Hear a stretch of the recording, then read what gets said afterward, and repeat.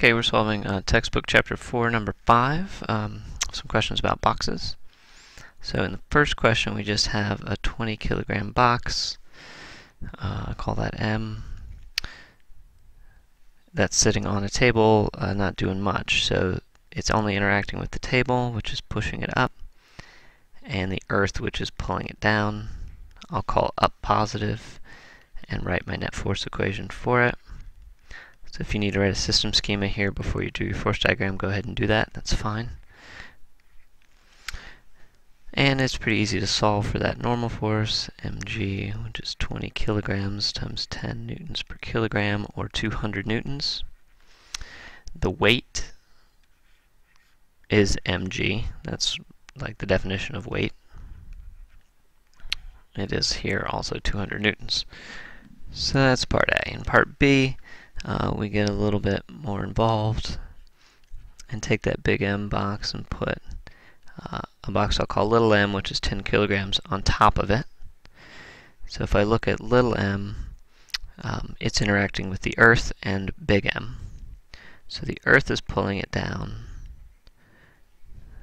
with the weight, little mg, and the box is pushing it up. So I'll call it in box.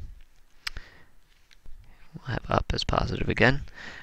If I look at big M, it's interacting with little m, it's interacting with the table, and it's interacting with the earth. So we'll have three forces there. Its weight is big mg.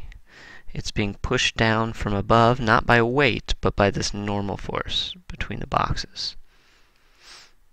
You can't say that you can't ever have two weights on one diagram, basically, is what's happening. Because it's not, the weight is something that, right, for us, that the earth is doing to the box. So the earth is doing little mg to little m. It's not doing little mg to big mg. Little m is pushing down with a normal force, but that's not a weight.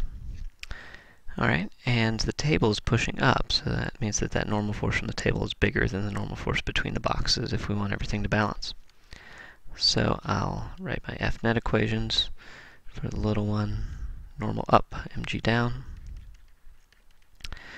For the big one, normal force up, normal force between the boxes down, big mg down. Okay, we're solving for nt, the normal force from the table, so I'll solve for nb first. Pretty easy to solve.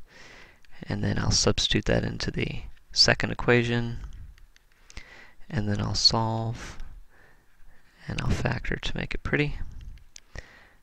So 30 kilograms times 10 newtons per kilogram, or 300 newtons, is the normal force between the box and the table.